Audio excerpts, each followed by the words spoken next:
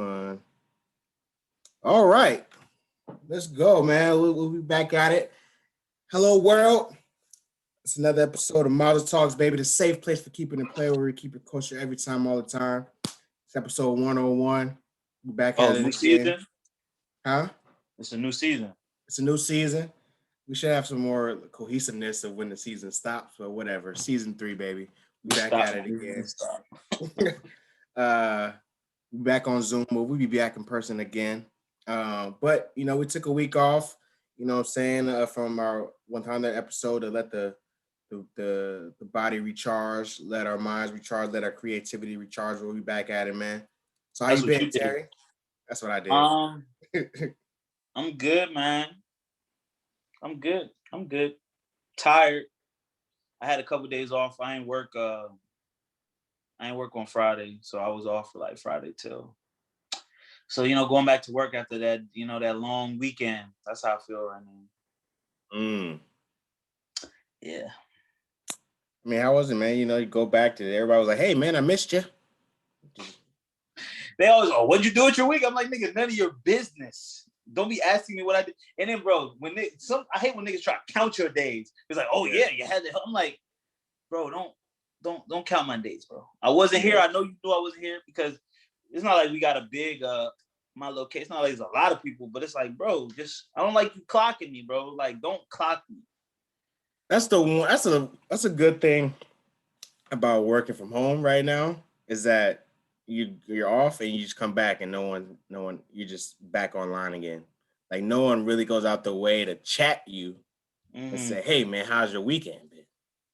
True. And you get out of that awkwardness of having to explain, to what you did. But I do miss the camaraderie of the office sometimes. You know what I'm saying? Yeah. Chopping it up with you, good man. It's cool because I'm tired. It's me and this other girl, the youngest people there. So we both 29. And I don't know, they looked at me because I'm like the young dude. So I be having stories. I'll be coming back with weekend stories like I do. You know what I'm saying? And I guess sometimes they become accustomed to my stories. Oh, what'd you get into over the weekend or what'd you do? Because when I think about it, none of these motherfuckers travel. Like they don't do nothing. And I'll be like, you know what I'm saying? So they don't. Yeah, you see that, man. Some people really do have like stagnant lives. Like, they go home, they got kids. Yeah. They come back to work. And so they don't got they can't just hit the bar and turn it up. You know what I'm saying? Because they have real responsibilities. But ain't nobody make you let that nigga come in you. And I'm just, listen, I've been very, in parts of my life, I have not been very intentional, but in other parts of my life, I have been intentional. I like my freedom. I like not having kids. You know what I'm saying? The only person I really got to take care of is myself. Yeah. And then I can enjoy my youth. You know what I'm saying? So, yeah. But I'm like, to go nowhere, I'm talking about like people, no vacations. Like you go on vacation, but you stay in Richmond. Like you take 2 weeks off, but you don't go nowhere. I would think if we look at financial, you gotta look at financial. You're right, because these people, they do have children, but I'm like, that's not a life to me. But yeah, I would go like somewhere, bro. If you take 2 weeks not to leave the city, maybe take like a couple of days and go to the beach or something. You know what I'm saying? Well, that's, I guess you sacrifice for your kids, especially when you got kids. You must sacrifice for your kids. But it is COVID too, like, so I would assume they can't be busting moves like.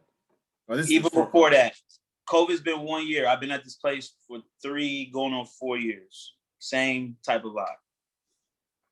That sucks because that's how people end up. I'm about to go dark. Never mind. Say it. That's how people end up shooting their families. Damn, that is dark. Yeah. I don't know if they're gonna shoot their families, but I do be watching people for workplace shootings because I'm like, yo, what do you do outside of here? You know what I'm saying? Especially, what you got? Like, I know they're interested in what I got going on, but I kind of divulge some people. I'm like, I don't know what you do. You know what I'm saying? Like, you don't talk enough. But those are people you need to watch out for. I've always been worried about somebody coming and shooting up the place. I'm always. But you need to befriend them so they can give you like the. But they really be weird. It's hard. Listen, it's easy for people to be like, yeah, befriend the weird. No, it's not easy to talk. They're weird for a reason. I don't got nothing to talk to them about.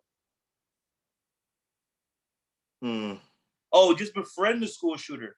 Listen, I'm not gonna say that's a hard thing. All right, maybe let me take that back. Befriend, maybe an acquaintance. Say hello to the nigga. What if the nigga don't say hello back? Keep saying hello. If you know, I say hello every morning. This motherfucker act like he don't hear me. Eventually, I'm gonna be like, well, fuck you. I'm gonna walk past you and not say shit to you. Well, keep your eye out on him. Keep your eye out on him. I keep a close eye on this motherfucker. I keep a close eye. Anything off. But how are you, man? How was your weekend? Oh, it was cool, man. You know, how was your break? How was your whole my break? The break was good. You know, I had to recharge mentally. It's been busy, man. You know, got a couple artists dropping. You know, Don Alte's dropping. You know, Cloud Envy's dropping. I got a Bang stuff is Ali stuff is in the works. So even though I wasn't able to pod, man, I've still been busy. You know, trying to create something off the ground. So you know, I enjoy it though. And then you know, it was Valentine's Day, so we're recording on Monday. So yesterday, Sunday, was Valentine's Day. So you know, I had a good time with my lady. She treated me like a king. You know, she made me a nice little in-house spa. Had my first pedicure. I never had a pedicure before. So you never? Never. So I know the allure of it. That shit had my feet feeling soft. Yeah, you feel like you walking on air. Yeah, man. You know, had my feet lotion up. Gave me a nice little margarita, face mask. You know, so I enjoyed it. I enjoyed my my Valentine's. Besides, you know, we went bowling and shit. You know, just to get out the house a little bit. And you know, life is good at the moment. You know what I'm saying? How was your Valentine's Day? You know, very shutting down nice. the gram and shit. Say that again. Shutting down the gram and shit. You know, fuck it, we gonna talk about it. Like, you know, this is like the public debut. Like I posted before on my story, got a little bit, but like this was like I've never posted a girl on my page. Yeah, you know what I'm saying outside of like not a girl that I was seriously dealing with. So you know, it was cool to see. It was cool to see a reaction. You know, I didn't do it for the likes. You know, I really thought the picture was dope. So you know, it was fun, celebrate, and then you know, allow people to see a cool little image. But all in all, it was nice. Gifts were exchanged, dinner was had. It was a good time. I see. You had the you've graduated from the fedora, so now you got the full brunch. That's a real Stetson. Oh, okay. You know what I'm saying? And yeah, man. You know, I've actually had the hat for a while. That's the first fit I've actually got the hat off with solidly. And I will say this: it's harder to shop because of COVID. Because like, I could order like gear offline, like Adidas, Nike shit, but ordering dress stuff offline, pants, sweaters, like it's different. Like that's something I gotta go in store to do. So, you know, I'm happy that So you're saying when the springtimes open up, you fucking niggas up during brunch. I'm saying, like, listen, first of all, I've never been like a bummy. Like, I know how to dress.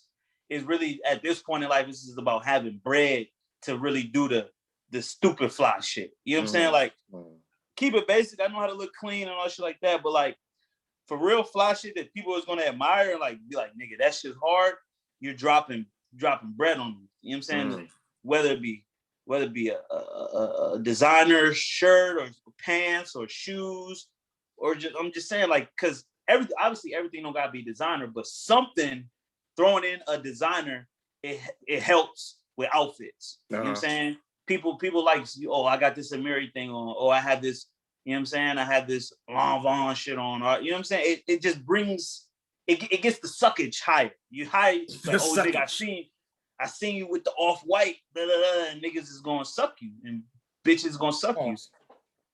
You know what I'm saying? I said back in the day, like, girls was fucking niggas because of their sneakers. Like, But they still are. Now it's like, oh, now it's the Balenciaga or it's the we're not gonna say Balenciaga anymore because we just shitted on them too much. Now it's just the designer shoe, Yeah, you got Chanel. Chanel. Yeah, Chanel, Prada. You Oh, know, some, Dior. You know, niggas love the Dior now. yeah. So, but when it comes to dressing, like I have taste. Just I don't got the money all the time to match my taste. Okay, listen, we should have a segment where you style niggas. We have niggas Oh, calling. listen, I have a very good eye. Like if you watch the So Fly video, if you look at Ali, aka Mo Bang, in one of the You scenes styled and them. one of his best looks, he had some shades on. Those are some shades that I happen to find at Sunglasses Hut, and it's a collaboration between Post Malone and this what is the name of the company? I can't think of the name right. Matter of fact, they're not even paying us, so ain't no point. But it was a Yeah. collab, and I just saw the glasses. I thought it was dope. Didn't know.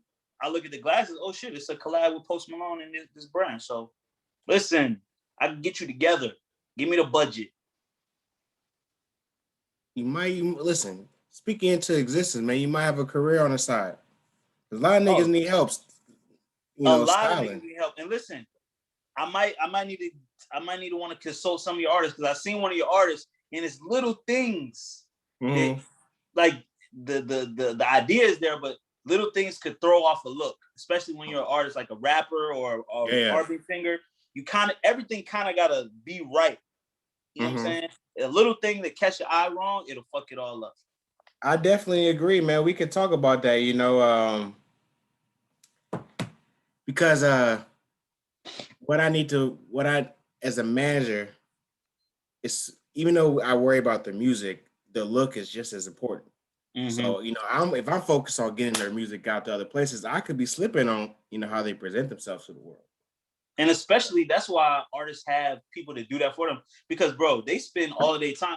Listen, not quiet as kept. A lot of artists cannot dress, That's a fact. and you could tell when they dress themselves or when they were styled. Like I was on the baby's page today. The baby can't dress, I think I've said that pretty much. I've said that a while and ago. it's like you could tell like he's not. He's dressing himself. You could tell he's dressing himself Yeah, yeah. because wouldn't nobody with like no flair and no actual, you know what I'm saying, put that on them. And but just talking about your artist, you being a manager, you need to have people to do that because it'd be one little thing like you have a snapback or a pull strap hat and that shit is flapping weird. You know what I'm saying? Shit like that. Yeah.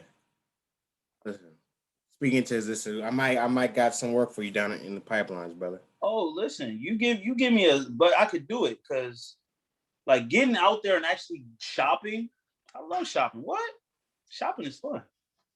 It's We'll just talk. like We'll when you talk just off. We'll talk. Listen, you're talking too much. We'll talk offline. nigga. But let me say, Yes. so I went to the Gap. I love the Gap. Gap is a cool store. They got different shit. And what I do when I go in the store, I don't look at the price. At first, what I do is relax. The listeners heard that.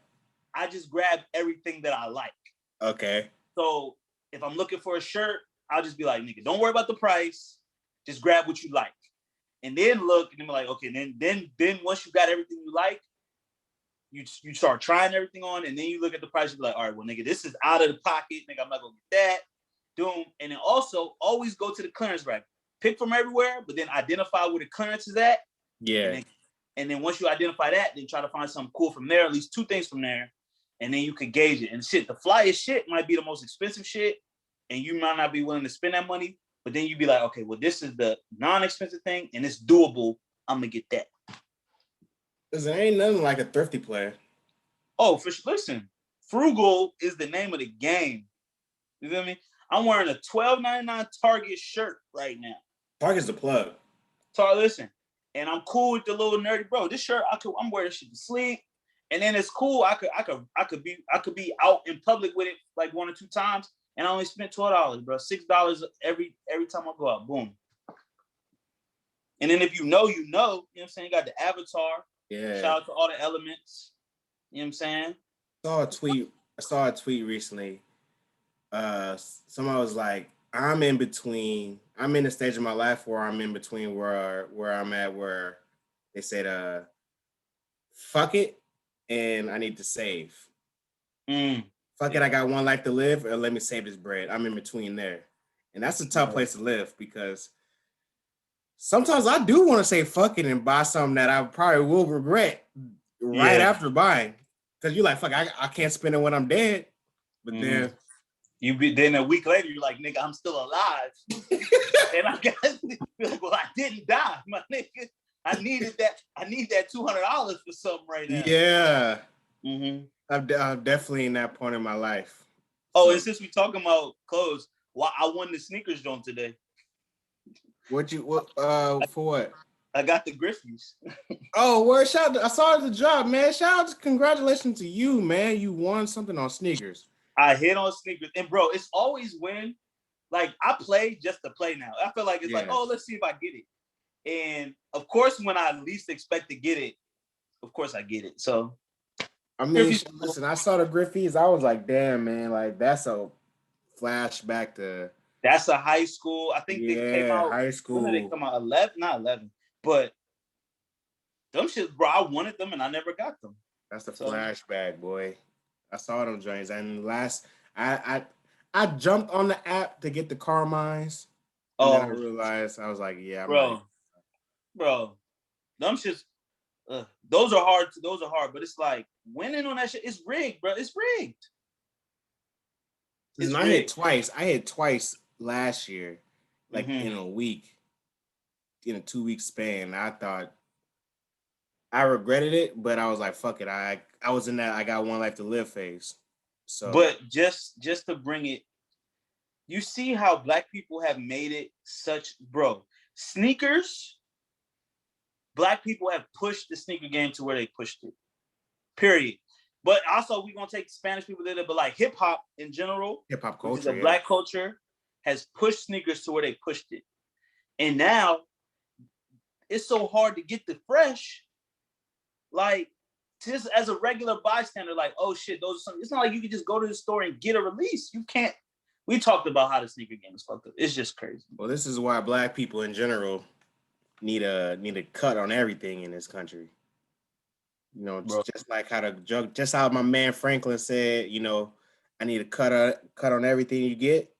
You know what I'm saying? We need a cut on everything in this country because there would be no sneaker app. There would be no sneaker game. There would be nothing without hip hop culture, without Black people. You know what I'm saying? Black, bro. Why do white kids want these shoes? Because Black people were wearing them and they said they were cool. Fuck you, shoe you just got? Who shoe is it? Ken Griffey Jr. A Black man. Every other drop, Jordan, Michael. Come on, man. It's crazy. You know what I'm saying? A Black man has one of the flyest baseball sneakers. All time, I ain't never seen no white man sneaker from baseball where people ain't no white man got a baseball sneaker. Yeah, man. Power is in that. We gotta take it back, especially when it comes to, because like, bro, they're selling the cool that we fucking made. We made the cool. They selling it back to us at crazy rates. And guess what? The sneakers are so crazy because you gotta put the money up front to even try to get the shoes. Facts. So basically, they're like, whether you win or not, we have your credit card, and if you win, we just gonna take it. You know what I'm saying? Yeah. Whatever, man. Shout out to clothes. Clothes are fun. Well, you know, we've been gone, man. So, you have anything to keep it funky with, or you want me to go first? I'll go first since it's close to we just finished Valentine's Day. Yeah. And online, you hear this all the time. Women say, "Love me out loud." Love me out loud. Yeah. And they try to say that I deserve to be loved out loud. Like niggas is keeping women in the closet and just like being sweet to them, but not going to the mountaintop. It's that fairy tale shit. They want a nigga to be singing with birds and shit flying around them, go to the mountaintop and sing, talking about love me out loud. How about a man, and women also say this, it ain't about what you say, it's what you do. Yeah. It's about actions. But you want a nigga to have the actions, and you want a nigga to love you out loud. That love you out loud shit is bullshit. You just want to stunt on other bitches. Just say that. You want to be claimed. They want to be claimed, and they want to be stunt. Listen, I'm not saying women don't deserve to be loved. I'm not saying women don't deserve to be treated good. I'm talking about this love you out loud shit is draped and coated in you wanting likes and views and stunting on other bitches. Look at me. I'm this good. This is what I get. You're not this good. This is not what you get. That love you out loud shit is a crock of shit. Love me out loud. Like, you need a man to love me out loud. The fuck? And then they want to use Quavo and Sweetie as the motherfucking bar. All right, I'm gonna let you keep going. Keep going. No, I'm done. That's why I gotta say that love you out loud shit. Listen, is we gotta stop using celebrities as a gauge on love. You don't got no one that loves you in life. Use the people that you know in real life as your gauge for black love. Mm-hmm. You know what I'm saying? Like it's we're getting to a point where this romanticism about celebrities and their relationships is getting nasty. I mean, it's been nasty, but it's just disgusting to me. Like, you know what I'm saying? And then you know, using they want the Sierra prayer. Maybe she just prayed for herself, and the nigga wanted to come find. You know, he been crushing on Sierra his whole life. He pulled up. Now she got 3 kids and she's happy. You know what I'm saying? Or you know what I'm saying? Like, we gotta stop that too, because there's a lot of influences that you can see in your daily life. Exactly. This is what I'm about to say. You know how my grandfather showed my grandmother he loved her? He bought her a home. He paid the bills. He took her to church. He raised the kids. And he loved her.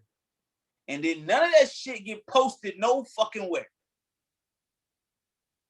This posting shit is fucking with our brains, bro. The likes. We watched the Social Experiment, whatever that documentary was. Yeah. It's made to be addictive. So it's doing what it's supposed to do. But I'm trying to say, fight the system. This love you out loud shit is a crock of bullshit. And shout out to the brother, what's his name? Samuels? What's his name? Do the show. Shout out to him. Because he said, bro, he has valid points. Man, I like his approach. But he said, Cosmopolitan and all these female magazines were lying to women for years. Yes. About what it was. They lied to women. They're selling you something. Love you out loud is buy me big presents, post it, show it, and then it's consumerism. It ain't got shit to do with love. If a nigga love you, what he gonna do? He gonna feed you, he gonna keep you warm, he gonna protect you, and he gonna raise his kids, and he gonna treat you good. It ain't got shit to do with gifts. Crazy. But gifts are included, you know, like you do nice things for people when you're doing well for yourself. But this love you out loud is a crock of shit. It's not a whole crock. I'm not gonna say that. But it's a lot of that is draped over it, man. That bullshit, man. Love me out loud. What if a nigga deaf can't talk? He don't love you out. The fuck?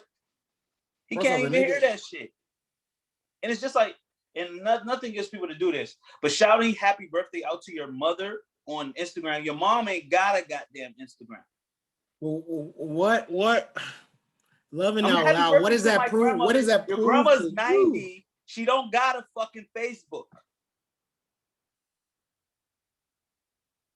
You know the slogan, the loudest in the room is always the dumbest or something like that, right? Thank you. Love me out loud. The nigga that's the loudest with his love is a nigga that's fucking 14 bitches. Yeah. The nigga that's confident in his love, you know what he's doing? He's giving you the flowers, he's kissing you on the forehead, he's swining you down, and he's taking you out dancing, and he don't gotta scream. Because you know why? He actually loves you. The nigga that's loudest with his love is a nigga that got 2 side bitches. Definitely. He only posts you on the close friends. And let me say this. Just please, the 2 sides of the coin. We're talking about one side of the coin. Yes, there's a man that is showering women with gifts. It's not cheating. That is also a case. But I'm just trying to say, where there's smoke, there's fire. The nigga yelling because he's distracting you. Just saying. Shout out to love. Shout out to love, man. Love always wins at the end of the day, right? Love wins, man. And it's okay to be low key. It's okay. It's okay to not share everything. It's okay. There, at that point, sir, it's okay not to share everything. Because you know why? And this is going to my Keep It Funky, man. Because you know why? You share everything, and there's people are oversharing things, and you don't need to share everything because you make yourself look like a fool at the end of the day. And this is where I'm getting to keep it funky about the Gorilla Glue girl situation. The gorilla woman. Yeah, she is 40. Let's keep in mind of that, people. She's 40 years old. She's more than grown. She's overgrown. So, and I want people to realize that this is not a black community situation. We shouldn't have to be. You don't need to feel bad for her. You don't need to uplift her. She's dumb. It's okay to be dumb. You don't need to be dumb on the internet because now we got people out here making think posts, and people want her to sue Gorilla Glue, and it's saying it's tearing the black community apart, and you don't want to talk bad about a black woman and blah blah blah. It's okay to say this woman was dumb. I understand there is a thing called Gorilla Snot, which is like it's a hair glue, but she knowingly used Gorilla Glue, which is a super glue. Super duper glue. Put it on her head. And now when the joint want to come out, now there's think pieces of how we need to stand with her. It's okay to be dumb. It's okay to call her dumb. It's okay. It's okay. It get me hot, bro. This shit get me hot. First off, that shouldn't have been on the internet. She's not a fucking victim. She's a victim of her own goddamn self. You put Gorilla Glue in your hair, you don't get sympathy. Unless you're a child. You get laughs. You get laughed and you get bald. You get jokes. And you said she's overgrown. She's overgrown and her hair ain't never gonna grow back. You know what? She just had surgery. So they kept some of her hair. I know her edge is about to be turned up for a little bit. So hopefully her follicles is fucked up. If she's about her bag, this is a perfect opportunity to get a brand deal with the edge control company. But that's besides the point. But this is just a person on the internet oversharing. And now they've gotten a little bit of clout. She's selling merchandise. And she bought a Mercedes. And I'm not mad at her getting the bag and taking this L and making an opportunity about it. But we don't need, as a community, we don't need to be divided during Black History Month over someone being stupid on the internet. She's already the face of February, bro. Ain't no inventor or scientist or historical figure the face of February. This woman is the face of February. And you said the clout word, but this clout shit is exponential. The shit is going up. I think the bitch did it on purpose. Probably. For the clout. I think she did it on purpose for the clout, because we see people do everything for attention. She did it for attention. She got the attention, and guess what? People are seeing this as a fucking blueprint to get a Benz. Somebody like, oh, that bitch did Gorilla Glue on her head. I'm about to take it to the next level. My whole face, and I'm telling you, it's exponential. Nah, speaking of that, I saw a woman. I don't know if she was playing around. She said she put relaxer on her pubes. She wanted to get them joints straightened. I hope your coochie dry up and you can't fuck no more. She ended up having to wear a diaper. You know what happened to stupid people? They die stupid ways. You know what I mean? Like, play stupid games, win stupid prizes, bro. And the stupid prize is dead, bitch. This is also I gotta say. I know that the sperm that shot her out was all slow swimmers, and she was the fastest of the slow swimmers. Listen, I'm not the smartest motherfucker. I know it, but I know I'm not stupid like that. And I'm tired. Listen, I don't got no sympathy. What they say, children and fools? Or just children? Ain't no fools, it's just children. That's the only people I feel bad for is children. Bam. Because they don't know no better. You 40, bitch. You have 40 years to read a label. And you're talking to a nigga that forgot to cook noodles. Yeah. But that's how I fuck up. But what you didn't do, you didn't post it on the internet. You didn't decide, what you're gonna get on the internet and eat the dry ass noodles and then choke, Clout. and then now you want to share. You know Now what you I want to did? sue the I threw pasta it company. away. And I bought some more noodles and I cooked them and then I ate the goddamn mac and cheese. Why? The thing is, like, this how you know clout is a drug. Because back in my day, we would take the L's in silence. Like, that's an automatic. Like, you fucked your hairline up trying to cut your hair, you would wear a hat for a week. You know what I'm saying? Like, you don't want to, like, you do things like you're shamed. There's no shame anymore. You hit. How about there There's is no shame? Because you know what? Having no shame, you get clout. If you don't have shame, you get cut. There's no shame. Like, niggas ain't ashamed enough. You should be ashamed. I'm ashamed of some shit that I've done, Chris. I will never do it again. Shame, and I don't want everyone that knows about it. I claim it because I did it, but I don't want no one else to know about that shit. I stand by my fuck ups, but I don't take my fuck up and fucking laminate it and put it and blow it up and put it on the front of my car and drive around the world talking about how I fucked up. Now, if it can help someone learn a lesson, okay. This bitch ain't teaching no one a lesson. We already knew nothing that we need. Nothing that we need. We already knew we needed to read. I know what Gorilla Glue does. And if it ain't weed, I know what it really does. That is a super duper glue. You niggas use that shit to build houses and fucking projects and shit. So that shit don't never come off. I know we protect. You know, we protect our black women, but this is not a situation. Nah, fuck her though. Yeah, this is not a situation where she needs protection. She needs slander. Like you said at the beginning, this ain't no black thing. This is a dumb bitch thing. This is a slandering thing. We need to slander. She's stupid. Fucking the face of she fucked up all the goddamn what's this month? Black History. Yeah. Listen, not everybody's eating. Like, I guess, like, I just hate the way that people capitalize on things now, because you know there's the black man that did the surgery on her. He's getting clout because he did it. Now I'm pretty sure his numbers are going up. Bro, she's selling shit. I know she got donations. I'm not mad at how you eat after.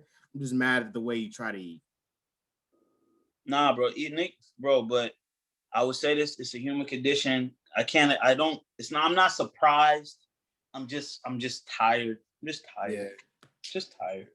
Speaking of tired, I'm tired of this. Speaking of another nigga that needed a clout, or, you know, he's addicted to clout. I don't like speaking of his name, but I wanted to highlight that this nigga used a Pooh Shiesty bar in a beef. Oh, what bar did he use though? Shout out to Pooh Shiesty. I got my own file on these security in the club, son. Yo, nigga, you are an officer of the law. You are a informant. You are Judas in Black Messiah. We'll talk about that later.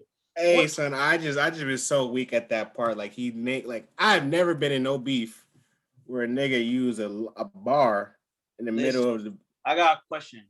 Yeah. When will the contradictions be called out? Nigga, you're contradicting yourself. You made songs talking about I'm a snitch, but you talking about you got your own fire. Anybody get a gun. Anybody can have a gun. That doesn't mean nothing. I don't give a fuck if you got a gun. This is stupid. But I'm mad at Meek, but Meek has showed this behavior before. He goes back and forth with people he shouldn't go back and forth. Yes, that's all his fault. This is a Meek habit. Like, Meek does this a lot.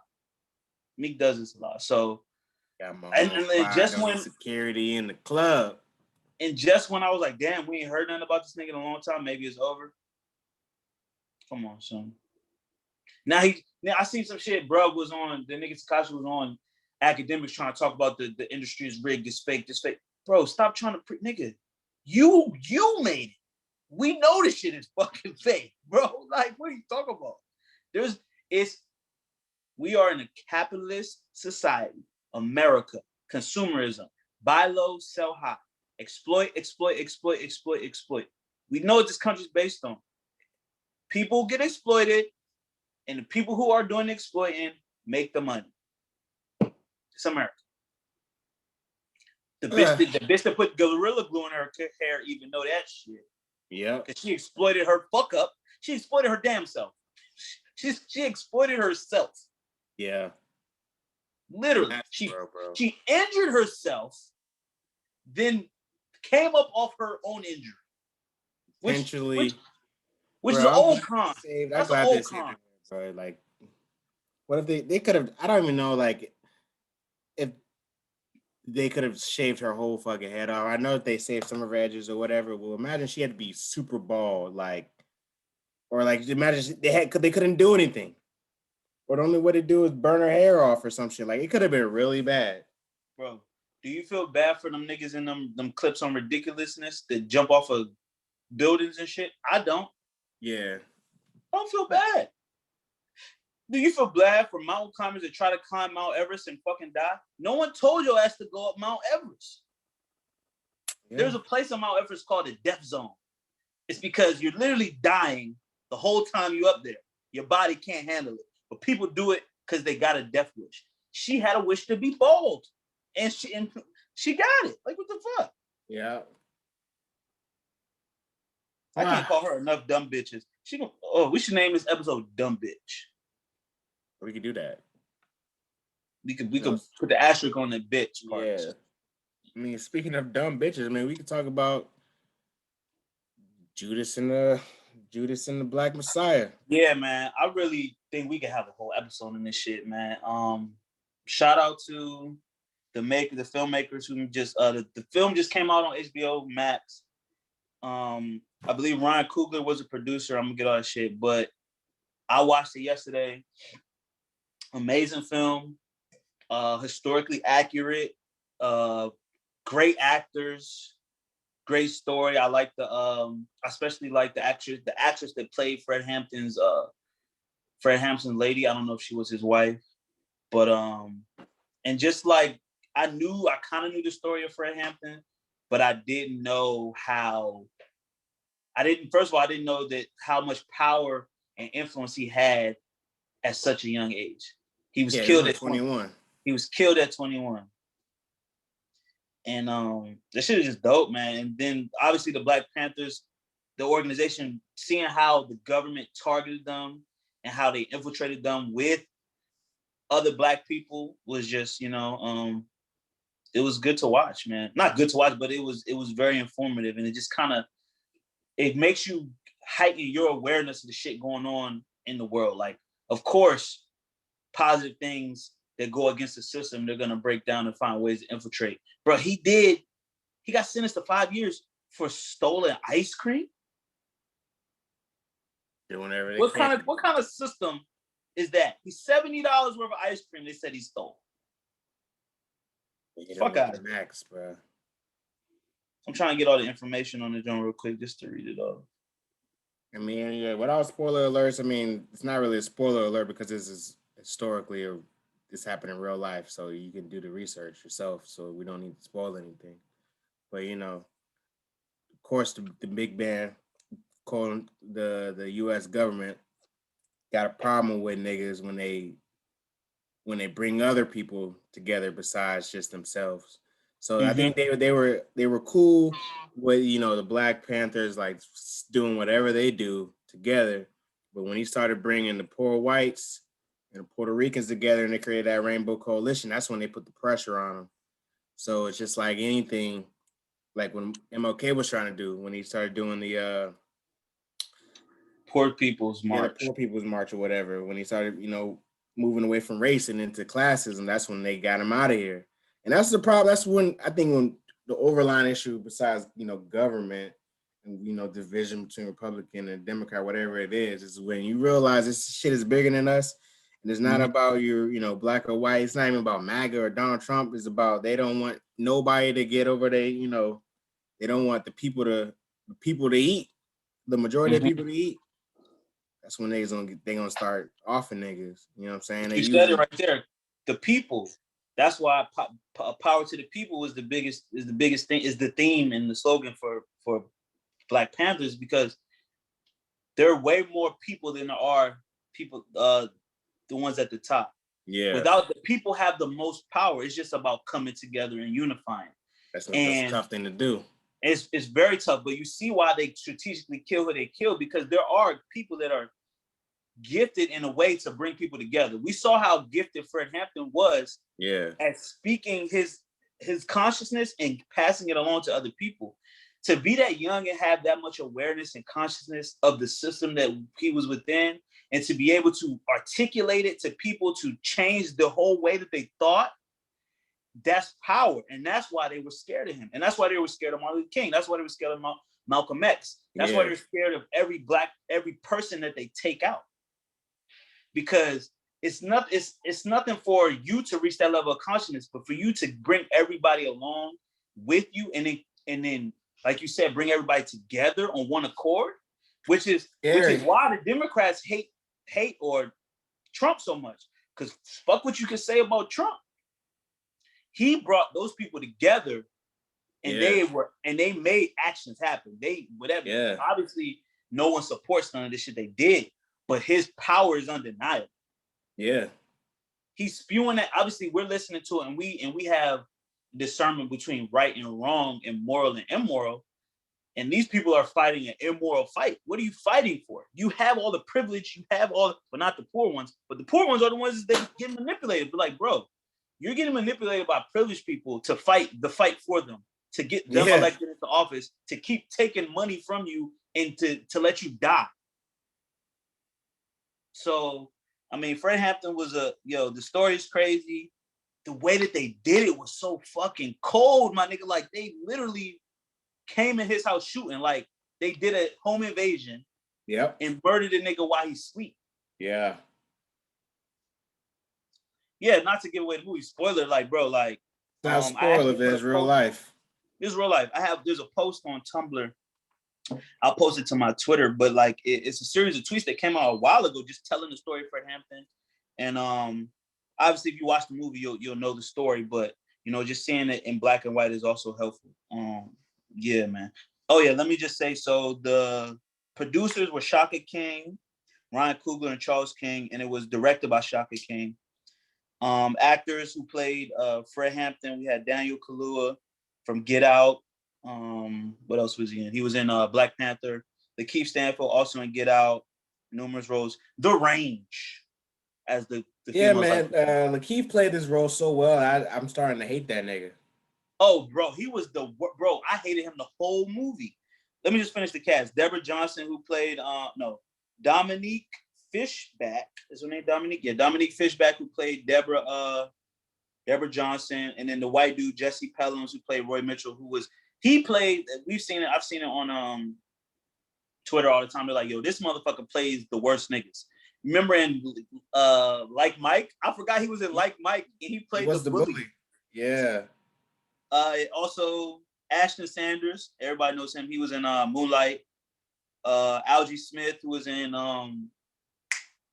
New Edition Story, and he was also in Euphoria. Dominique Thorne, who played the Judy Harris, who was the female Black Panther lady, she was savage. You know, all of them are really about the shit, to be honest. Bro, only type of good pig is a dead pig. All of them were really about the shit. Like, I respect, like, you know what I'm saying? Like, that was gonna be my other keep it funky about, like, you know, the kryptonite of the phrase, what are you gonna do about it? Mm-hmm. A lot of people complain and they say they're gonna do shit. They complain about the system. They complain about people. They get on Twitter, they get on social media and complain about blah, blah, blah, blah, blah, blah. Or, you know, they want to talk about, you know, financial freedom and things like that. But then when you straight up ask them, so what are you gonna do about it? They freeze up. I've seen people get angry. Their CPU freezes up. I've seen people get angry at you asking them after they complain about something, what you gonna do? Like, because that's the toughest question to answer. Because people don't have a plan. People don't have a plan, and I think that was a beautiful thing about Fred Hampton, man. He had a plan, or if he didn't have a plan, he faked it. He had a plan. He faked it till he made it, or he got there, and he just trusts the process, man. Like, you know, I think that's the difficult thing about being a leader is people depending on you to follow, you know, your lead, and you always have to know what moves you're making 5 steps ahead of time while they're 3 steps ahead of, you know, behind you. So I appreciate people that are doers. And when you tell them what are you gonna do about it, they go ahead and do it. I fuck with Bro, that shit. I had bro, this thing about just to bring it back to something. Bro, at my job, he wanted to complain to me about something. And I was like, well, what are you gonna do about it? Are you gonna fix it? Or are you just gonna sit here and like really talk to me about it? Because, and obviously I was short with him that day because I just wasn't in the mood to hear this man complain. And I was like, well, because I know what type of person he is. I know you're not gonna do anything about it. You're just gonna talk about it, and then nothing's gonna happen. And that's very frustrating, especially when it's something that's fixable. Now, when you talk about systemic oppression and judicial system and inequities and society, those are hard questions to answer. Well, what you gonna do about it? But empowering people the way that Fred Hampton did and the Black Panther Party in Chicago did, and giving people those revolutionary principles, understanding that the power was with the people, understanding that the pig, we outnumbered them, understanding that we outnumber the people that are trying to oppress us, understanding that if we come together, we can improve our lives. Like, I mean, like you said, those are hard concepts to tell people, especially when not everybody can go. Not everybody gonna make it. Some people are gonna die. And even in the movie, fuck it, we spoiled the movie. Even in the movie, there was a scene. We're not gonna spoil everything, but there was a scene in the movie where Fred Hampton, I'm just gonna call her his wife. His wife was pregnant, and she was like really questioning, is it even smart for her to try to raise a child in this environment? Yeah, they called each other comrades because they really feel like they're at war. I still feel like we're at war today. And she was like, how smart is it for me to bring a child into a war zone? And she was questioning herself like, will I even be a good mother? How can I be a good mother when I'm fighting this fight when I know, like you said, there'll be casualties, people going to die. You know what I'm saying? It's dangerous every day in and day out. We know it's dangerous because we live this life. I know it's dangerous. You know what I'm saying? Any encounter with the police could be dangerous. Any encounter with the judicial system, I could be fucked forever. You know what I'm saying? Yeah. Yeah,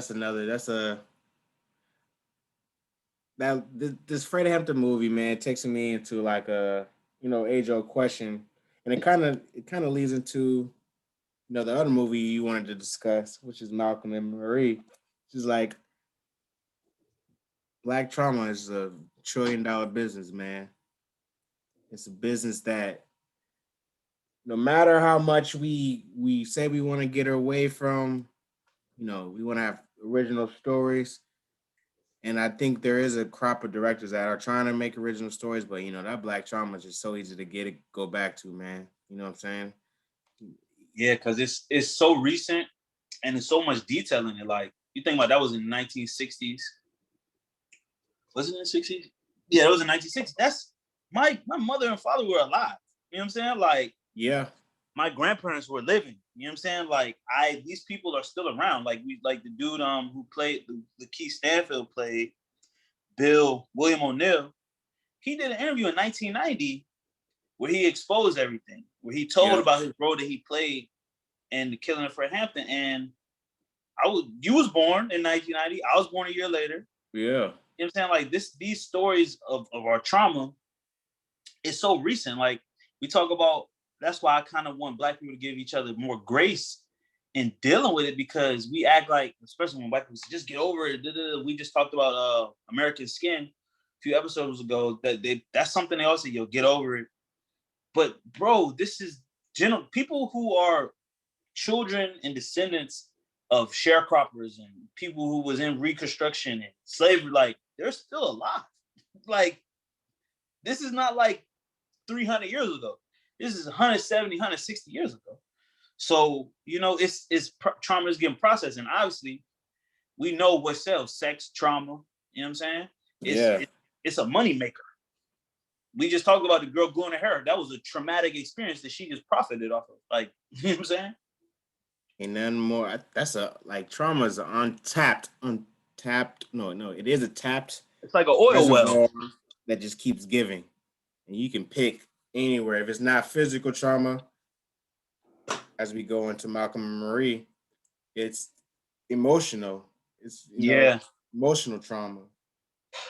So give a little. I haven't watched it yet, so Oh, he hasn't watched it, but I know I the would gist of say it. I know the gist of it. I literally after watching, I was like, yo, this might be one of the best movies I ever watched. Really? And coming right back, so I watched Malcolm and Marie before I watched Judas and the Black Messiah, also, which is one of the like I think we're in a very good time for like cinema because well at least this past few weeks like these movies are really good. I recommend both of them, Malcolm and Marie and Judas and the Black Messiah. But Malcolm and Marie is a couple, and the John David Washington and Zendaya. What's Zendaya last name? She only got one name. I don't know her last name. Whatever, Zendaya. They're a couple. He's a filmmaker. They just have a premiere, great premiere. He forgets to thank her in his speech, Uh-huh. and it ensues from there, where all of their insecurities are exposed by each other. And I try to explain this to Chris. Like, imagine the worst fight you ever had, but you didn't hold back any punches. Like, you weren't trying to protect no one's feelings. She didn't try to protect his feelings. He didn't try to protect her feelings. They literally were like, this was the most violent, but not like, it's not like they were cussing each other out. They were like surgically cutting into each other with their view of the other person. And when you're in a relationship, you know how arguments can go. Yeah, it can get nasty. It can get deep. They can get nasty. And imagine like just deciding, you know what? Fuck it. I'm gonna say everything I ever thought about you. And saying when you really know someone, you know how to hurt them. Yeah. So they were doing that to each other for an hour, 40 minutes. And the cinematography was great. The dialogue was great. Whoever wrote the screenplay did a great job. Yeah, I think it's the dude that Zendaya, the dude that does Euphoria or something like that. I think them two did it together. Okay, yeah, but and especially if you like in a relationship or been in a relationship, you're gonna watch it and you're gonna know how those conversations could go.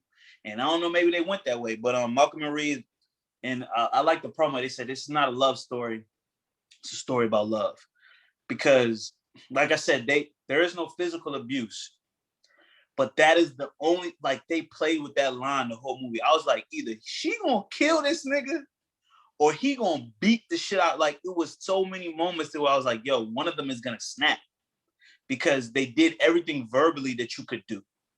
You know what I'm saying? And I think that's how well written it was. You know what I'm saying? So I definitely recommend that joint. And as watching two Black actors on screen, you know what I'm saying? I love Black cinema. I love Black movies. And just watching them have that type of performance, I literally was like, yo, this is probably jumped into my top 10. Now, it's going to be emotionally draining, especially if you watch it with your mate, because it's going to unlock, it's definitely going to unlock some things in your relationship. If you Did you watch with your mate? Did you watch with your? I did. I watched. How many times did you have to pause it? Shit, we almost got to some fights while I was watching that shit. It was at least 2 or 3 pauses, because like we Black, we talk during the movie.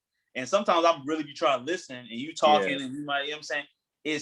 But see, that plays into the dynamic of relationship. Like, what's acceptable for you to do, what's acceptable for them to do, how you manage, like, whose feelings first, are you prioritizing her, or is she prioritizing you?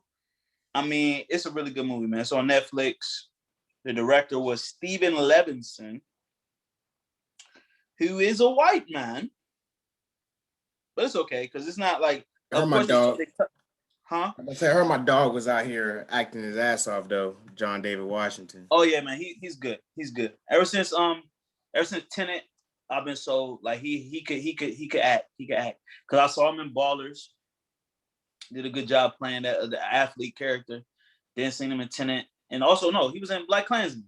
Klansman. You know what I'm saying? It wasn't my favorite movie, but he pulled it off. He had a good performance. But Malcolm and Marie, it's not a love story. It's a story about love. And I'll read the synopsis for people. A filmmaker on the brink of Hollywood glory and his girlfriend whose story made his career find themselves pushed towards a reckoning as a single tumultuous night decides the fate of their relationship. I liked it, man. I really liked it. I'm gonna check it out. Yeah, man. It's not for a weak relationship. I'll tell you that. I'm telling you, it will unlock some things. If they're all right there on the surface, it's gonna touch on them. Yeah, I've heard multiple reviews about it. I'm gonna take my time on it. I'm gonna watch it. Probably watch it first so I can be aware of what's coming before being blindsided. Probably watch it sober if I watch. I definitely don't want to watch it when you're lit. But because alcohol and drugs play a part throughout the movie. So, what I love most is the dialogue, the way that they talk to each other, the way that it was written was very well done. I love to see really good art, especially when like one of my favorite mediums, movies. I love movies. So to watch a movie that can make you feel emotions while you're watching it is the best. It's not like just there's no frills. You know what I'm saying? It's straight performance. Yeah. That's just like the Black Messiah, because obviously they had a budget, they had different sets and scenes and stuff like that, but the performances by all of the actors is what came across. Like, you were really, you know what I'm saying, from people with the smallest roles, people with the biggest roles, it was really good actors, man. Shout out to, you know what I'm saying, both of the films. All right. Listen, I'm here for great media, you know what I'm saying, especially after the year we've had, 2020. I love what HBO Max is doing, releasing movies coincidentally at the same time with the movie theaters. It's going to be a while for movie theaters really come back, man. I miss the movie theater. I'm not going to lie, man. Yeah, for sure, man. It's especially like it's a great go-to. Like, oh shit. Just for the solo move, man. Just like, I ain't got shit to do. Let me go watch a movie real quick. You know what I'm saying? I think I learned that, as a single man. I wanted to go watch a movie. I didn't always have the reserves to go for a date, and I didn't want to spend date money to go watch a fucking movie all the time. Shout out to Kingstown 16, because that's when I discovered the solo movie move. I was not paying for the movies though. I was straight sliding in there on the Monday afternoon, Monday morning, watching prime time, watching blockbuster movies, dolo. I even went that bitch one day, like after a night of drinking. I was like, yo, this movie came out. I know I could slide in there real quick. I was sneaking to the movies, but I was so hungover. It was a 3D movie or some shit. I was watching. That's not gonna work. Yeah, nigga, halfway through the movie, I get fucked. I'm watching the 3D joint. Some shit happen, man. I get sick. I get motion sick, and my ass end up throwing up all. Bro, it's like 11 a.m. on a Tuesday. Like, it's summertime. The movie just opened up. Like, the movie just opened. It's like 11 a.m. on a Tuesday, and I'm in that bitch earling in the trash. Like the trash can you got when you walking out. I'm throwing up in that bitch. So, yeah, man, it's very liberating to like take yourself out. You know what I'm saying? You don't need, like, you are your best company. You spend more time with yourself than anybody. Me and the movies have a love-hate relationship. I got my first handy in the movie theater. First handy. I had my first kiss in the movie theater. No, maybe not my first kiss. Well, my first make-out type vibe, I mean, the movies are great for a make-out, you know what I'm saying? Especially if a movie you're not really watching. I'm saying, just come here, move the hand rest. Put her hand on your meat. I used that's the movie. Get a little, you that's the first move I learned. You take her hand. Yeah, the jacket. You get a nice little jacket, because it'd be cold in that junk. I got head for the first time in the movies. That's probably where the corona really started and incubated that in the movies. There's a lot of nice shit happening in the movies, man. And as somebody who worked at the movie too, I used to catch niggas doing wild shit, like either before the movie started when no one was in there or after the jump. This nigga said used to catch niggas doing wild shit. See, that's embarrassing though. That's embarrassing. More for the whoop. My man phone dropped. But shout out to the good movies. While he fucks up, he gets his camera right. Shout out to the movies, man. You all right? Yeah, I hit the table. I got excited thinking about my first neck experience. Nothing like. I don't think it was that good either. Now think about it. Well, people weren't really fucking until like 22, maybe 21. To 22.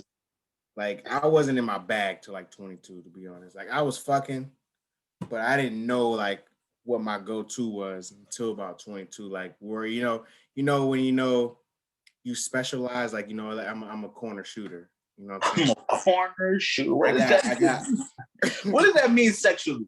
I'm a corner shooter. Like, what is the equivalent of being a corner 3-point shooter in the bedroom? That's a good question. I don't know. He's like, nigga, my missionary is my best position. Nigga, like I get, you know what I'm saying? I would say like, so I don't know. That's a good question. You want to have an all-around game in the bedroom? Like you want to be an all-around. But you know what you were really good at though. Yes. But you have a good arsenal. Like, I can play every position. You know what I'm saying? I can play every position, but if you put me at the 2, I'm gonna get you a bucket. We gonna win. Yeah, we're gonna win. Now, if I need to come in, on certain nights, I need to play the 4, or I gotta do more missionary that night, or I gotta hit from the side in the morning, I still can get the job done. But I'm a professional at the back shots, or All right, I want to say this though. This is a question to the listeners. If you could compare your sex game, and we can do NFL, you can do any sport position. I think that'd be fun. What position would you compare your sex game to? You could say like I'm a power forward, I'm a center, I'm a stretch 4, or you could say I'm a slot receiver, or I'm a wide receiver 1. I could take the top off the defense, or be like, nah, I'm a D lineman. You know what I'm saying? I'm getting messy in there, and I'm pushing the line. Like, how would you know what I'm saying? Or you know what I'm saying? I'm a point forward. I'm like LeBron, and when it come to fucking, like, yeah. I want people to describe their sex game using a sports analogy, and specifically a sports position.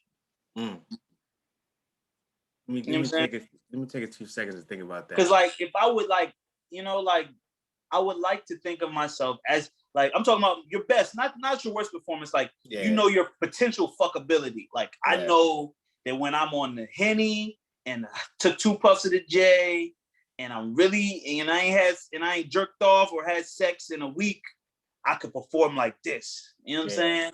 I definitely see me at my peak. I'm a good defensive end, Aaron Donald. I'm here with the hand moves. Well, Aaron Donald's a tackle. No, he's a defensive end. He's a tackle. He's a defensive end, bro. I will bet 5 Aaron Donald's a defensive tackle, bro. Listen, you might be right. Hold on. Aaron Donald. It's a tackle. He don't play on the outside. He play on the inside, boy. Defensive tackle. You're right. Defensive tackle. Aaron whatever. Donald's a nasty. He's a vicious nigga. Listen, that's what I'm saying. I'm about to say, when I'm my best off the Hennessy or tequila, depending on the night, I'm here. I'm in the trenches. I'm whatever. I can take multiple heres. You know what I'm saying? My hand work is impeccable. I'm quick feet. You know what I'm saying? Quick tongue, however you want to take it. And I'm also, I'm strong. I'm a big boy. I got a big size body, so I can pick up. You know what I'm saying? I can hold the weight. I can move the weight around. Leverage. It's a leverage game. Yeah. You get up under here, you got the leverage. And you know how Aaron Donald be moving niggas. You know what I'm saying? I can transfer the weight. The best in the game. Okay, if I would compare my fuck game, I would say that I'm like a late 90s, early 2000s shooting guard. Okay. I'm like a Grant Hill or a He's smooth. Or Ray Allen. More like Ray Allen was smooth. Some young, he got game Ray Allen, like he will dunk on you, but the stroke is real silky. The stroke is the shot is so silky, you know what I'm saying? but I'm taking you off the dribble and I can get to the Triple hole. Triple threat. Exactly. I could do my work from the outside, but if I see the lane open, I'm taking the lane. Aggressive, late 90s, early 2000s shooting guard. In the early 2000s, late 90s, that was the age of the shooting guard. Exactly. You know what I'm saying? Ray Allen. Yeah, a lot of Grant Hill was more a 3. But you know Penny Hardaway. Yeah, that's more of a 2. I'm thinking more. I'm gonna give you an example. So Ray Allen is the picture I see in my head. But so I want to say like Vince AI, that type. There you go, Vince Carter. There you go, Vince Carter. That's a vicious night. That's when I'm McGrady. T-Mac. See, but that's a vicious night. So there you go, T-Mac and Ray Allen. That's what I want to think about. But if I get in my Vince Carter bag and it's be sanity, nigga, I'm out this bitch. Shit. Of all time. I'm doing the butt naked Jody dance. You know what I'm saying? Stroke you out. You're gonna be sore. You're gonna be sore. Okay.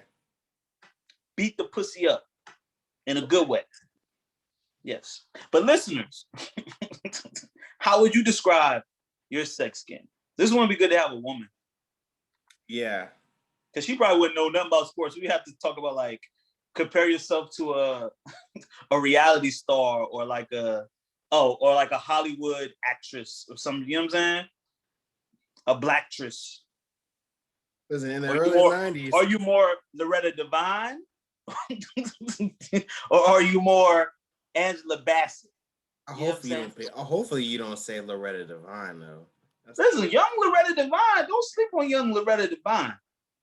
There's just certain people I always imagine that they were just at least 34, 35 plus. Like I've never seen young photo. I've seen like one young photo of Pops, rest in peace.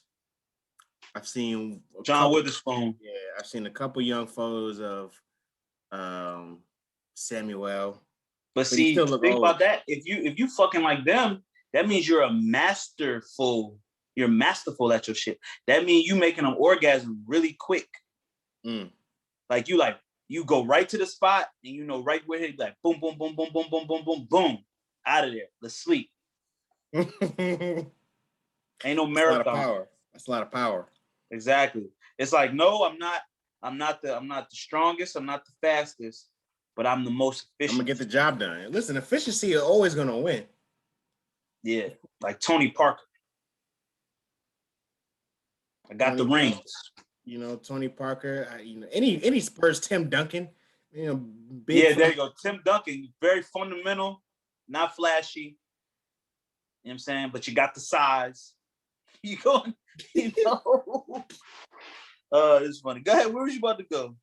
I don't even know where we're at now. I like that conversation though. We need to put that question up. Yeah, man. I could clip it up. Be like, nigga, if you comparing your sex to any position in any sport. That's a tough question. That's a tough question to ask just because you got to have real self-awareness of your stuff. Oh, yeah. Because niggas say, like, I fuck like Kobe Bryant. No, you don't. You fuck You're like... You're a capper, bro. You're a capper. Fuck like, what's a... Yeah, I don't know. What's a... But you want to think about when it comes to fucking... So like, who did Tyrell call young Kobe? Fuck his name. Used to play for the Nets. The nigga, Karis LeVert? No. Hold on. Dinwiddie? No, just keep going. I'm gonna find his name. He played for the Nets now? No, he used to play for the Nets, and this was Tyrell's man way back in the day.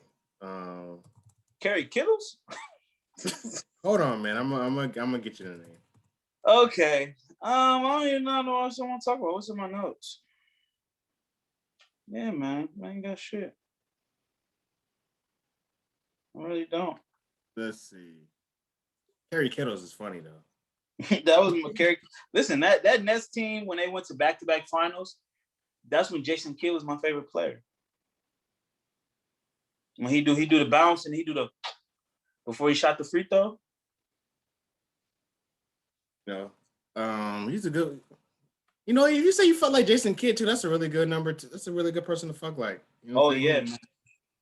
Listen, you don't need the flashy names all the time. But kid was flashy though. He could hit you with the lob from half court. Right, I'm gonna get forgot his name later. Fuck him. Well, It's okay. Well, I want to say this.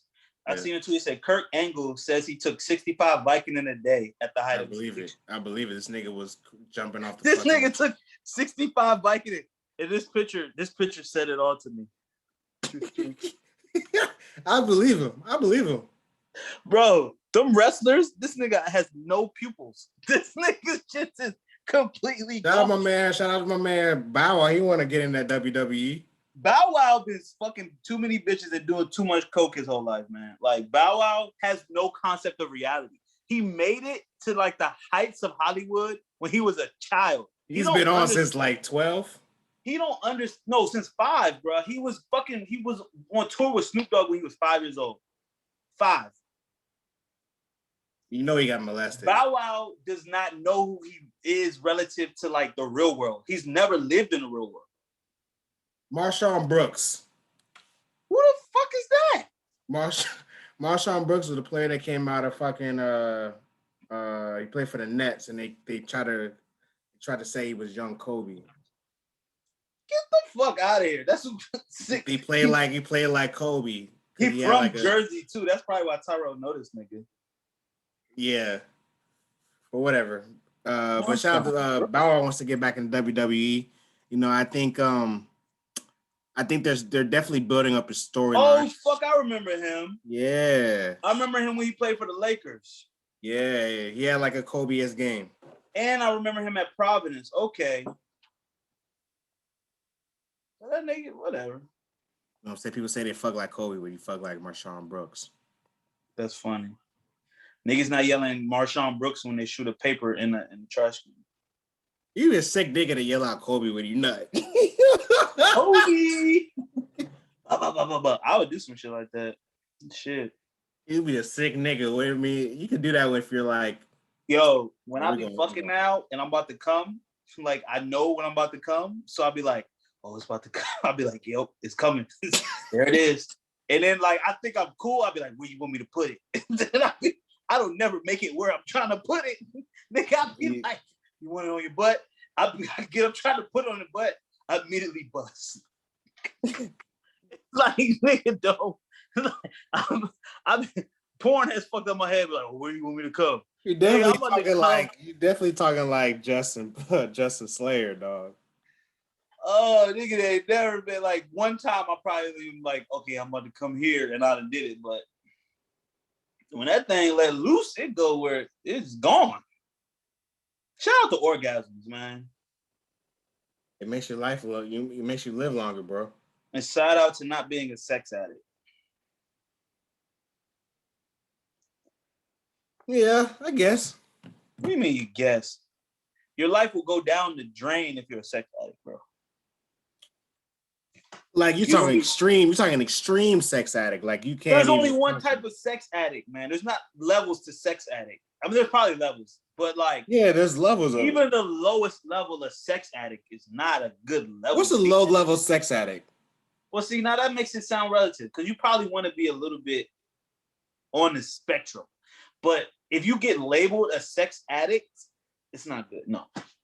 You should just enjoy sex. But to be a sex addict, no. You don't want to be addicted to sex. Or maybe I'm speaking for myself. Maybe somebody's like, fuck yeah, I want to fuck all the time. Nah, I don't want to fuck all the time now. That's OD now. You will get nothing done. You don't have a job. You can't fuck all the time. Well, speaking of fucking all the time, I have this question I want to ask. So this we're gonna name this girl Georgia. Georgia? Or actually, it's not a girl, it's a guy. We'll call him Georgia. Georgia says, I want to buy feet pictures for my friend, but I don't want to embarrass myself asking. She has her OnlyFans, and it's kind of popping, but I don't want her to know that I'm interested in, buying her OnlyFans. What should I do? Stop being scared and ask that woman for foot pictures. She already's OnlyFans. She sells on content. Like, buy her content. And you can do it anonymously. Make a profile and ask her for some feet pictures. Yeah, until they put that fucking I don't know, that card information in. She don't know your credit card number. First of all, I don't know how OnlyFans work. I never subscribed. I never Oh, subscribed. when you put the order in, or you put the order in on a different. Bro, and there's worse things to be into than feet, my G. Like, you could be into like, you could be into a lot of weird shit. Think about it as a panoramic, man, and you're helping somebody through a panoramic, and you're helping stimulate the economy. And she already works in the sex industry. She sells sex already. She's not a prostitute, but pictures of her feet, that's like the least invasive type of sex worker there is. Well, because I think there's a stigma about buying feet that, you're like a weird, nasty nigga. I mean, you are a little nasty. Do you remember, this is a throwback, Steve Harvey show? When Principal, what was her name? Principal, whatever. The principal from Steve Harvey show, the lady, she was dating a nigga, and come to find out, he had a foot fetish. And more than a foot fetish, he had like a shoe fetish. And Principal she found Greer. That nigga like butt naked in her tub. Huh? Principal Greer, her fine ass. Principal Greer was dating a nigga, and it was somebody famous. It was somebody like you would know who was an actor. But she was dating a nigga, and he had like a shoe fetish, foot fetish. And he couldn't hide it. He kept like out himself. Like she'd be making out with him, and he kept like going to her feet. She was like, "Why you keep touching my feet and shit?" And then he was like, right before he left, he's like, "Yo, can you do me a favor? Can I get butt naked and you pour all your shoes over me?" Like, so there's a lot of connotations to niggas that like feet that's negative, but it's pretty innocent, man. Yeah, I don't think feet is on the lower end of spectrum of that's like a level 1 fetish. Now you just got to be secure in yourself, man. You know what I'm saying? She's gonna know you like feet, but now you both win. You supply you help the economy. Don't suppress your foot fetish, man.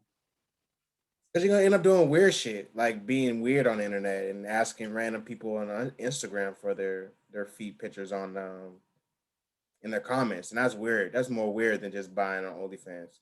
And how nicely your feet got to be for you to like want her feet specifically? Good question. Like, you can't just find someone that you don't know and ask them for their feet. No, pictures? I do. Listen, I do like a nice feel. Like you like. I think women should have very nice feet. Like, you try to take care of the feet. Everybody should try to take care of the feet, right? Yes, you should. Now, I just can't get into the point where you want to jerk off to some feet. That's kind of crazy to me. But that's not my fetish. Mm-hmm. So if he wants to jerk off some white toes, and what if she has nice feet? And she's got an OnlyFans apparently. She's got a following. So lots of people have been jerking off to her white toes. So, I would say, brother, suck it up, ask her, and like, I don't think she's gonna look at you that crazy. Like, she does OnlyFans, you could, in a lot of people's eyes, you could look at them crazy. So it's like, no judgment. You sell what you sell on OnlyFans, and I'm trying to purchase something from you. So, you know what I'm saying? Just be straight up with it. Like, bro, this is a kind of like just like, stop being scared, stop being insecure, ask for. And actually, I think that could be a wave that if you think you like her more than just the feet, you can bring it up like non-nasty. Hopefully you say non-nasty, like, you know what? You and her on a one-on-one conversation on no creep shit. Like, you know what? I like your feet pics. I gave you a little money for that. Yeah, especially I think she'll enjoy that. You're a custy. Yeah. The fuck? Bro, ask for the pictures. Next question. This next question is from Alex, and it goes back to your first question, Terry. You keep it funky. My boyfriend is really cheap and never spends money on frivolous stuff, but he is sentimental. It's never been a problem, but he asked me to get some mail, and I grabbed the wrong one, and seen he has $51,000 in his account at 26. Is it wrong for me to ask him to spend a little more money on me? From Alex.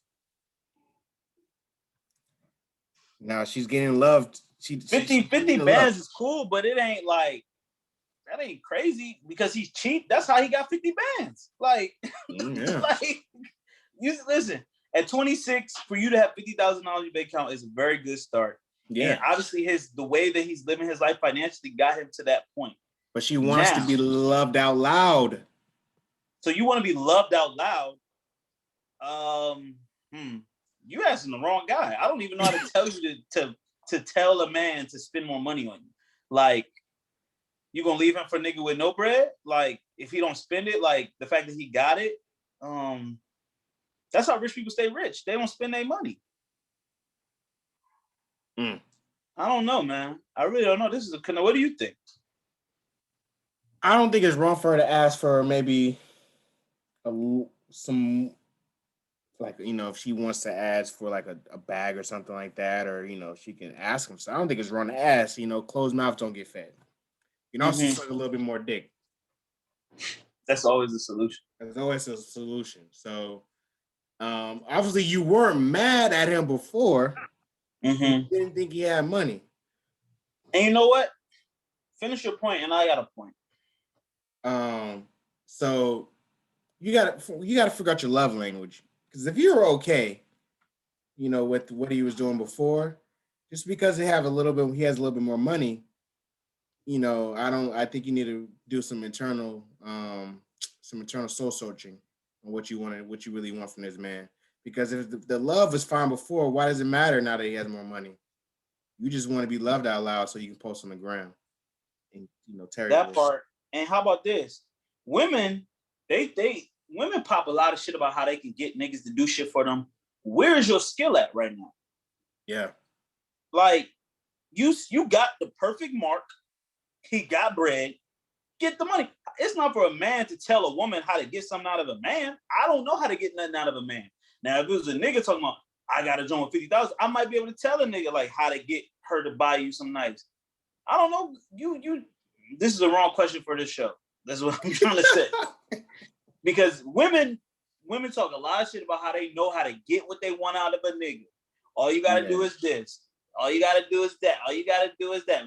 When he wake up, have this for him. When he go to sleep, have this for him. Make sure you rub him, wash his clothes, feed him good, cook it up, steak. Do what you gotta do to get that nigga got the bread. Get it from him.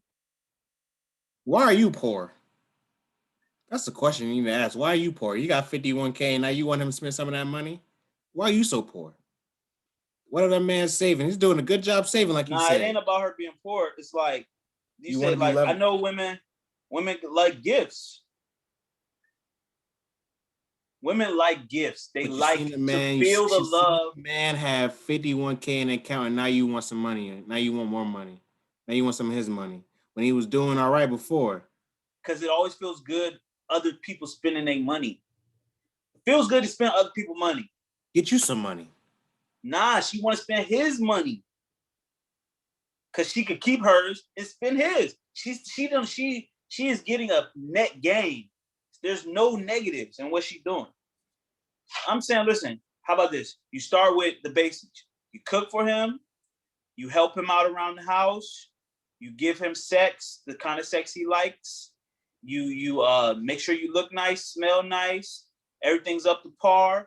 And then, just like Chris said, ask him. Show him something. Show him an ad like, oh, look at this bag. I really like this bag.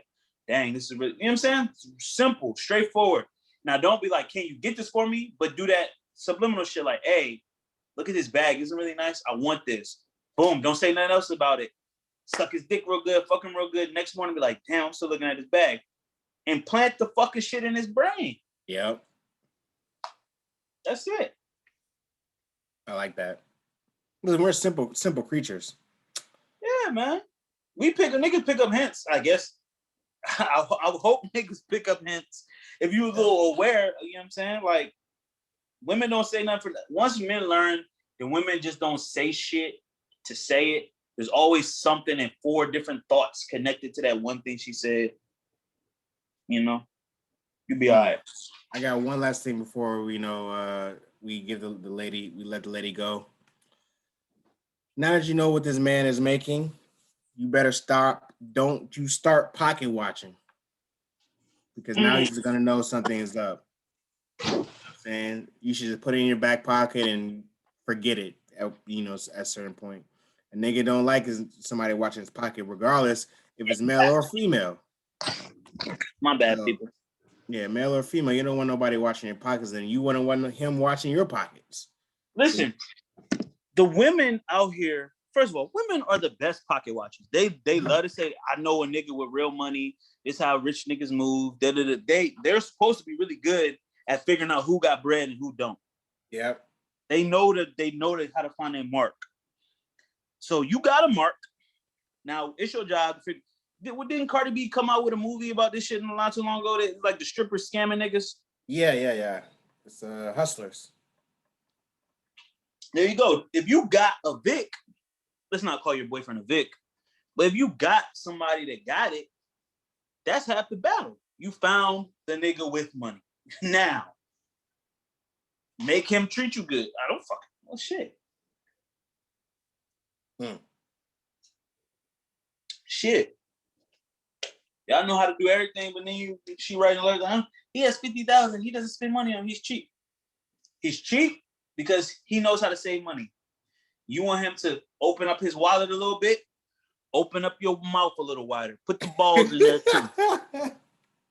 Put the balls in there. Try to put the balls in there too. We need to find out what her sex game is like. There you go. Who's she comparing her sex game to? Are you a bench? Are you a bench player? Are you a starter? That's the real question. Get in the gym. Are you a G leaguer? Get some shots up. Are you an amateur? Or are you a pro? Not everything. Are you fit? So Alex, you know, go ahead. So Alex, work on your game. Don't pocket watch, and you know, nigga, women can't help but pocket watch, bro. I don't even think that's possible. Even women that are getting their own. Because even now women listen, that are getting their own. Go ahead. Even women that are getting their own, they are watching for niggas that are getting it on their level or higher. They can't help. It's like it's part of their survival shit, right? Like we was hunters and they were gatherers.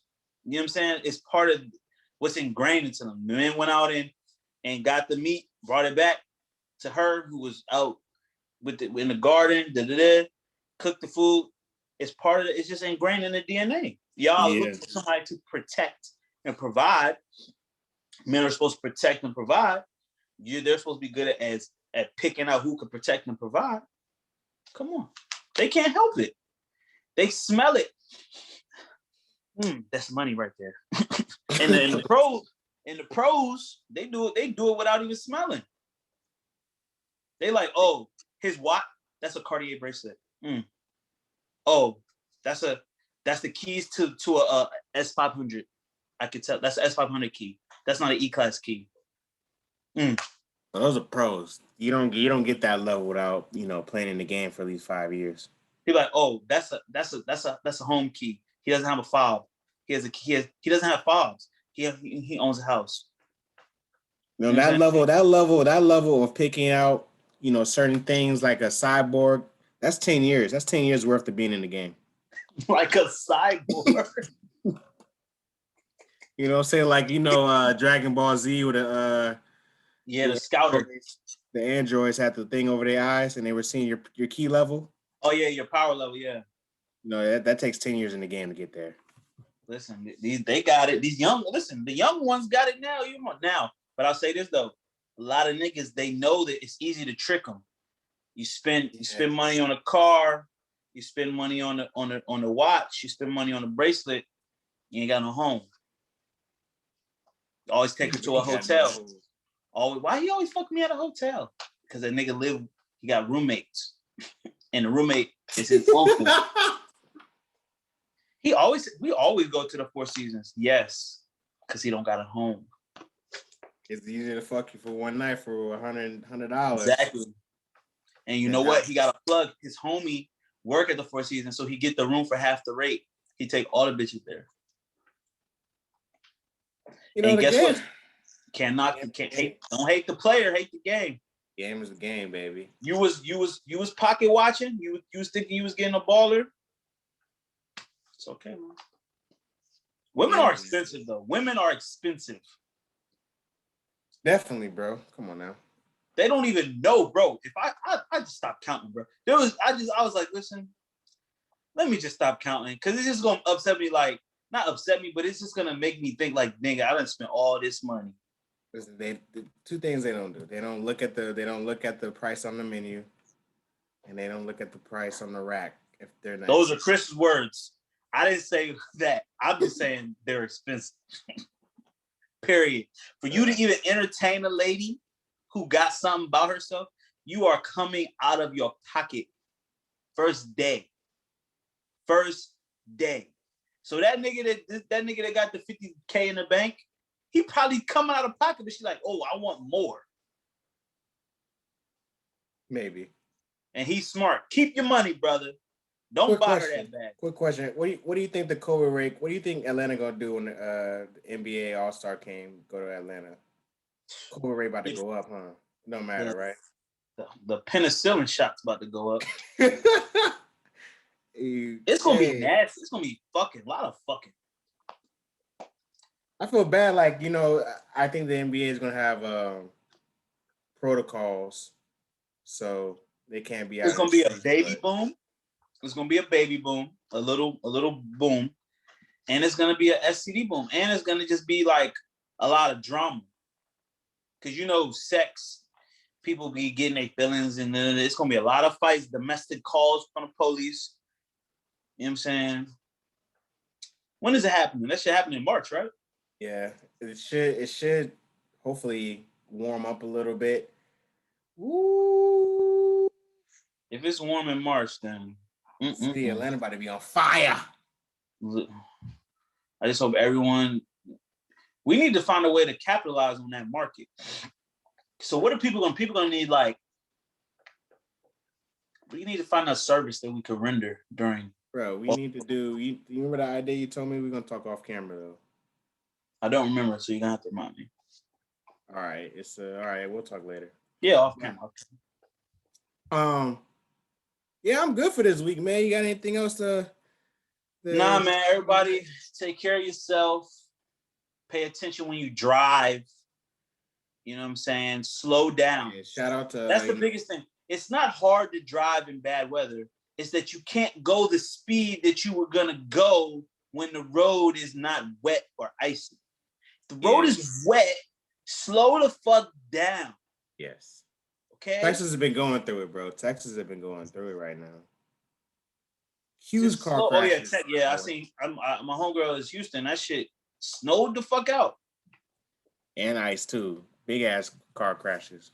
Bro, it was so much ice in Richmond, brother. The tree branches were breaking everywhere, bro. Like some shit fell right in front of my car, and some shit fell on the power line right outside here. Like, and that's a heavy ass. Like, if you look at the branch, the shit was thick as hell. Like, you know, it was that much ice on the shit. That shit just couldn't hold. This shit just snapped. Prayers out to everyone, man. Be safe. It's cold outside. It's winter advisories everywhere. Drive safe. Like Terry said, drive below the speed limit. Yes. Put your hazards on. You know what I'm saying? If you don't need to drive, don't drive. Stock up beforehand. You know what I'm saying? Liquor store, groceries, all that good shit. Be safe, man. We don't want to lose good people to dumb shit. Yeah, man. Be safe, especially on the roads, man. Yeah, man. So, like I said, thank you guys for listening to another episode of Mother Talks, baby. The safe place for keeping it player, where we keep it kosher every time, all the time. Remember, on the path to playerdom, there are 3 rules to success. Stay true to yourself, stay true to the code, and wear your mask, man. We'll see you next week, baby. Peace. Deuces.